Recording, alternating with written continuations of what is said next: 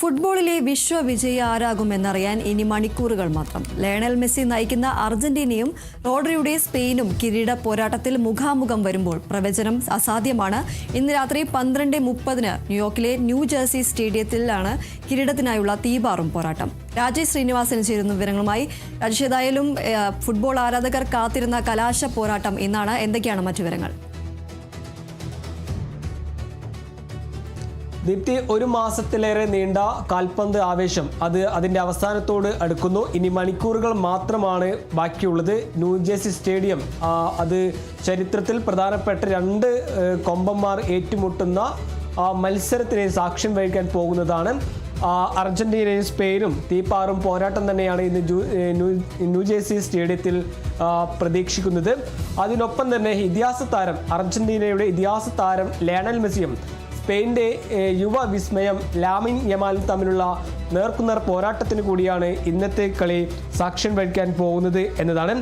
ലോകകപ്പ് ചരിത്രത്തിൽ ആദ്യമായാണ് നിലവിലെ യൂറോപ്യൻ തെക്കൻ അമേരിക്കൻ ചാമ്പ്യന്മാർ അല്ലെങ്കിൽ ഫിഫ വേൾഡ് കപ്പിൽ നേർക്കുനേർ വരുന്നത് എന്ന പ്രത്യേകതയും ഇന്നത്തെ മത്സരത്തിന് ഉണ്ട്. സെമി പോരാട്ടത്തിൽ ഫ്രാൻസിനെ തകർത്തായിരുന്നു സ്പെയിൻ ലോകകപ്പ് ഫൈനലിൽ പ്രവേശിച്ചത്. അത് ഇനി ഫൈനൽ പ്രവേശിച്ചതോടെ 2010 ശേഷം ഒരു കിരീടം തന്നെയായിരിക്കും ഫ്രാൻസിൻ്റെ ലക്ഷ്യം. അതിന് തന്നെയായിരിക്കും ഇന്ന് ലാമിൻ യമാൽ അടക്കമുള്ള പെഡ്രി പോറ അടക്കമുള്ള കൂട്ടുകെട്ടുകൾ ഇന്ന് കളിക്കളത്തിൽ ഇറങ്ങുന്നത്. പ്രധാനമായും പ്രതിരോധ മധ്യ മുന്നേറ്റ നിരയാണ് ഫ്രാൻസിനെ സംബന്ധിച്ചിടത്തോളം കഴിഞ്ഞ കളിയിലെല്ലാം പുറത്തെടുത്തത്. അല്ലെങ്കിൽ ഒറ്റക്കെട്ടായുള്ള മത്സരത്തിൽ എതിരാളിയെ. ശരി രാജേഷ്, എന്തായാലും തുടരുക. നമ്മളോടൊപ്പം ഇപ്പോൾ മുൻ ഇന്ത്യൻ ഫുട്ബോൾ താരം ആയ എബിൻ ചേരുന്നു. നമസ്കാരം. നമുക്കറിയാം, ഇപ്പോൾ ഈ ഒരു മാസങ്ങളായി നീണ്ടുനിന്ന ഒരു ഫുട്ബോൾ ആരാധകരുടെ ഏറെ ആഗ്രഹിച്ചിരിക്കുന്ന ഒരു ദിവസമാണ് ഇന്ന്. 12:30 ഈ ഒരു ഫൈനൽ ആരായിരിക്കും കിരീടത്തിൽ മുത്തമിടുക എന്ന് അറിയാനായി കാത്തിരിക്കുകയാണ് ലോകമെമ്പാടുമുള്ള ഫുട്ബോൾ ആരാധകർ. ഈ ഒരു മത്സരത്തെ താങ്കൾ എങ്ങനെയാണ് വിലയിരുത്തുന്നത്? സ്വാഭാവികമായിട്ടും നമുക്കൊരിക്കലും ഒരു ടീം ജയിക്കുമെന്ന് പ്രഡിക്റ്റ് ചെയ്യാൻ കഴിയില്ല. കാരണം വേൾഡ് കപ്പ് എന്ന് പറയുന്നത് ലോകത്തിലെ ഏറ്റവും മികച്ച ടീമുകൾ പങ്കെടുക്കുന്ന, പാർട്ടിസിപ്പേറ്റ് ചെയ്യുന്ന, പരസ്പരം പോരാടുന്ന ഒരു വേദിയാണ്. അവിടെ എല്ലാവരും ചാമ്പ്യന്മാരാവാൻ വേണ്ടി ശ്രമിക്കുമ്പോൾ തീർച്ചയായിട്ടും നമുക്ക് പ്രഡിക്റ്റ് ചെയ്യാൻ സാധിക്കില്ല. എന്നാലും നമുക്ക് റാങ്കിങ്ങിന്റെയും സമീപകാല പെർഫോമൻസിന്റെയൊക്കെ അടിസ്ഥാനത്തിൽ നമ്മൾ ഓരോ മത്സരത്തിലും ഓരോ ടീമുകൾക്ക് അഡ്വാൻറ്റേജ് നൽകും.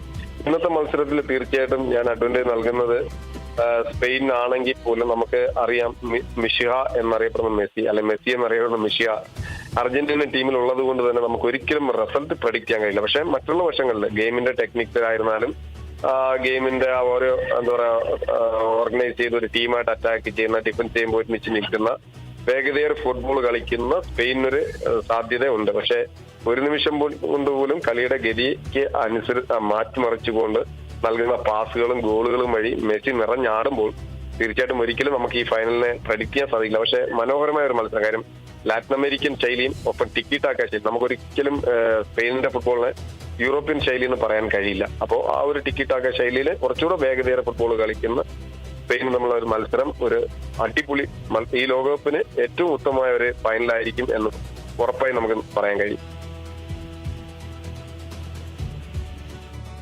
ശരി, എന്തായാലും വളരെയധികം നന്ദി കേരള വിഷൻ ന്യൂസിനോടൊപ്പം ചേർന്നതിന്. രാജേഷ് ചേരുന്നു വിവരങ്ങളുമായി. രാജേഷ്, ഏതായാലും നമുക്ക് ഇപ്പോൾ സൂചിപ്പിച്ചതുപോലെ തന്നെ ആരായിരിക്കും കപ്പിൽ മുത്തമിടുക എന്ന് നമുക്ക് ഒട്ടും പ്രവചിക്കാൻ പറ്റാത്ത ഒരു സാഹചര്യമാണ്. എന്നിരുന്നാലും നമുക്കറിയാം, നമ്മൾ പല ആളുകളുടെ പ്രതികരണത്തിൽ നിന്നും നമുക്ക് വ്യക്തമാണ്, കുറേ ആളുകൾ അർജന്റീനയെ സപ്പോർട്ട് ചെയ്യുന്നവരുണ്ട്, എന്നാൽ അതോടൊപ്പം തന്നെ സ്പെയിനെ സപ്പോർട്ട് ചെയ്യുന്ന ആളുകളുമുണ്ട്. എന്നിരുന്നാലും എന്തായിരിക്കും ഒട്ടും പ്രവചിക്കാൻ കഴിയാത്ത ഒരു മത്സരം തന്നെയാണ് ഇന്ന് നടക്കുന്നത്. അതോടൊപ്പം തന്നെ ആരായിരിക്കും ഗോൾഡൻ ബൂട്ടിന് അർഹനാവുക എന്നതും ഇന്ന് ഏറെ ശ്രദ്ധേയമായി നോക്കി നിൽക്കുന്ന ഒരു കാര്യമാണ്. രാജേഷ്, തുടരാം.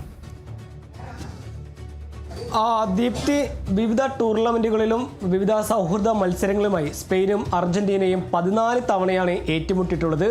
അതിൽ 6 തവണ വിജയം അർജന്റീനയുടെ കൂടെയും 6 തവണ സ്പെയിൻ്റെ കൂടെയുമായിരുന്നു. അതിൽ 2 മത്സരം അത് സമനിലയിൽ കലാശിച്ചു.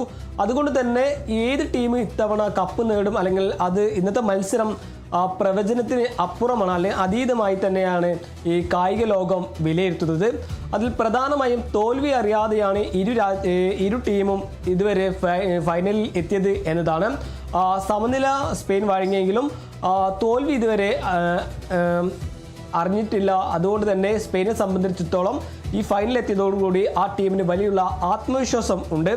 അർജന്റീനയെ സംബന്ധിച്ചിടത്തോളം തോൽവിയേറെ തന്നെയാണ് ഇതുവരെ ഫൈനലിൽ എത്തിയത്. അതേസമയം തന്നെ കോപ്പ വർദ്ധ പോലുള്ള കുഞ്ഞൻ ടീമുകളോട് വിറച്ചു നിൽക്കുന്ന ഒരു അർജന്റീനയെ കാണാൻ സാധിച്ചു.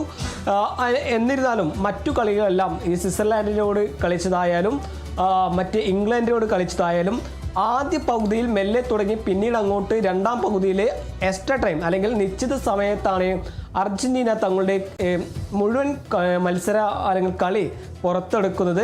അതുകൊണ്ട് തന്നെ നിശ്ചിത സമയം എക്സ്ട്രാ സമയത്തായിരുന്നു പ്രധാനപ്പെട്ട ഗോളുകളെല്ലാം. ഏകദേശം 80 മിനിറ്റ് കഴിഞ്ഞ ശേഷമായിരുന്നു ജയിക്കാൻ നിർണായകമായ ഗോളുകളെല്ലാം അർജന്റീനയുടെ ഭാഗത്തു നിന്ന് ഉണ്ടായത്.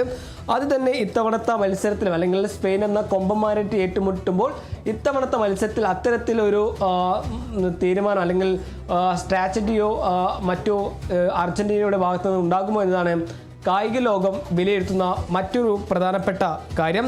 എന്തായാലും പ്രധാനപ്പെട്ട അർജന്റീനയുടെ മുന്നേറ്റ നിരയായിട്ടുള്ള ജൂലിയൻ അൽവാരസും ലൗട്ടാരോ മാർട്ടിനസ് അടക്കമുള്ള വൻ നിര തന്നെ അർജന്റീനയുടെ ഭാഗത്ത് ഉണ്ട് എന്നതാണ്. അതേ സമയം തന്നെ സ്പെയിനെ സംബന്ധിച്ചിടത്തോളം ഒരു പ്രതിരോധ കോട്ടയാണ് സ്പെയിനെ ഇതുവരെ ഗോൾ വഴങ്ങിൽ നിന്നും കാത്തത് എന്ന് പറയേണ്ടിയിരിക്കുന്നു. ഇതുവരെ ഒരൊറ്റ ഗോൾ മാത്രമാണ് സ്പെയിൻ്റെ വല കുലുക്കിയത്. അതുകൊണ്ട് തന്നെ പ്രതിരോധ കോട്ട അത് വലിയ രീതിയിൽ ശക്തമാക്കാൻ തന്നെയായിരിക്കും ഇന്നത്തെ മത്സരത്തിൽ സ്പെയിനെ സംബന്ധിച്ചിടത്തോളം ഉണ്ടാവുക. കുബാർസിയും ലപ്പോട്ടയും ഈ പ്രതിരോധ നിരയെ നോക്കും. ഇരുവശങ്ങളിൽ കുക്കുറയെയും പെഡ്രോ പോറയും നോക്കുമ്പോൾ മിഡ്ഫീൽഡിൽ റോഡ്രി, പെഡ്രോ കോംബിയായിരിക്കും ഇന്നത്തെ മത്സരത്തിൽ ഉണ്ടാകുക. മുൻനിരയിൽ ഫോർവേഡായിട്ട് ഇതിഹാസ താരം യുവവിസ്മയം ലാൽമിൻ യമാലും തന്നെയായിരിക്കും മുന്നേറ്റ നിരയിൽ ഉണ്ടാകുക.